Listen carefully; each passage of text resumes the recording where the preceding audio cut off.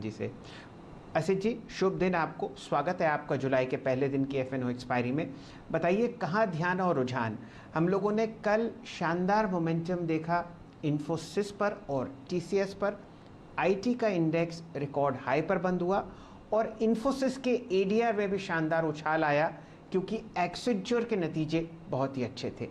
बताइए आपका रुझान किस तरफ है इस सेक्टर में, या कोई और कन्विक्शन कॉल शेयर कीजिए। Morning, sir. Morning, Virenji. Morning to everyone on the panel. Many happy returns of the day, Virenji. And I think Thank you, Sajay. जिस हिसाब से निफ्टी का kind of different sectors perform कर रहे हैं, beat IT, cement, metals, banks are little laggard right now, but I think they will join the party. I am more than confident कि हम ये जुलाई सीरीज में not only will break all time high but will may head towards around 16,400-500, considering कि जुलाई 14-15 से मतलब earning season is also getting started.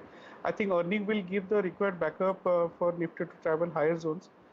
मैं काफ़ी बुलिश हूँ on the IT pack sell sir. I was just seeing few charts and it was looking all fine.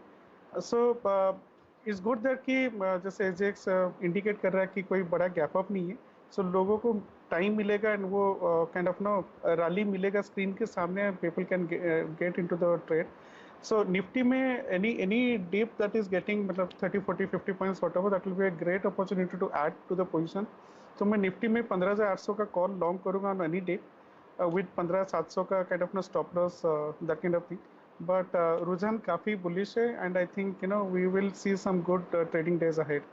So Nifty bank Nifty में मैं काफ़ी बुलिश हूँ, रादर आई वुड से कि Nifty में ज़्यादा बुलिश हूँ. But IT sector is looking good. So IT pack में मैं माइंट्री को सिलेक्ट किया हूँ. It's a positional call. माइंट्री में 2600 का कॉल जुलाई सीरीज का which is around 80 rupees with a stop loss of 65 for a target of 120.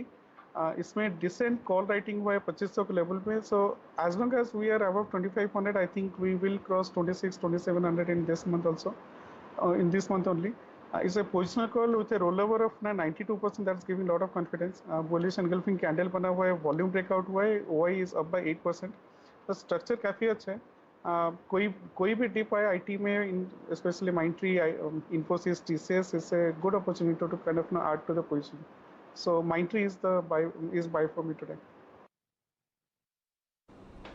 चलिए, माइंट्री का चार्ट तो आपके सामने स्क्रीन पर चल ही रहा है, और अगर आप मंथली परफॉर्मेंस देखें टेक्नोलॉजी में, एफएनओ में, तो माइंट्री तीसरे पायदान पर आपको पाया हुआ दिखता है, 9% ऊपर.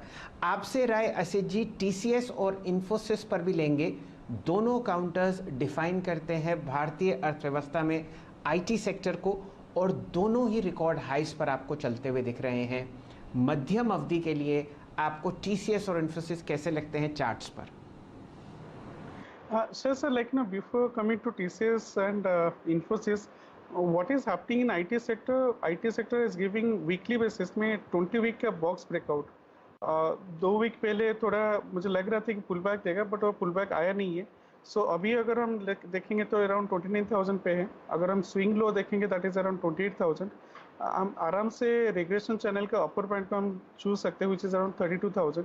इसमें RSI just crossed 70, near 70 and comfortably placed above it's EMA. And MACD में this is the first time MACD has gone above the signal line, and this is happening post 10th of May. We were in a uptrend, then there was a dip, but I think उस time पे जब first time cross over दिया था it was around 14K 15K. सो मुझे लग रहा है कि आईटी में जो रुझान है वो कंटिन्यू रहेगा. Not only that, it will out perform the sector because relative strength काफ़ी स्ट्रॉन्ग है आईटी में in comparison to rest of the sectors. So in specific to IT, मतलब obviously the leader of the packs are Infosys and TCS. उनका structure भी वैसा ही है, इनका रिलेटिव स्ट्रेंथ काफ़ी स्ट्रॉन्ग है. RSI is quite good. मतलब any tip that is coming in Infosys और TCS, that's a great opportunity to buy because the mother sector is performing quite bullishly. So for this month, I think IT would be the sector of the month, I would say. चलिए, sector of the month IT होगा. और कल यहाँ पर आपको बहुत ही शानदार तड़का लगता हुआ दिखा तेज़ी का.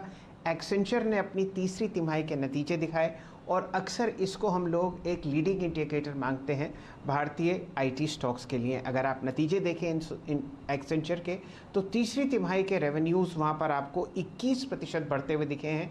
ध्यान दीजिए, ये एक अमेरिकन कंपनी है, यहाँ पर 1 या 2% अगर आपको रेवेन्यू बढ़ता हुआ दिखता है तो शानदार मोमेंटम आता है। एक्सेंचर ने ये बताया है कि 21% उनका रेवेन्यू बढ़ा है 13.3 बिलियन डॉलर्स पर, और तीसरी तिमाही का जो ईपीएस है उसमें 26% का इजाफा आया है, $2.4 प्रति शेयर ये ईपीएस डिक्लेयर किया गया है। अगर आप इन नतीजों से हर्षित हैं तो आगे की गाइडेंस सुनिए।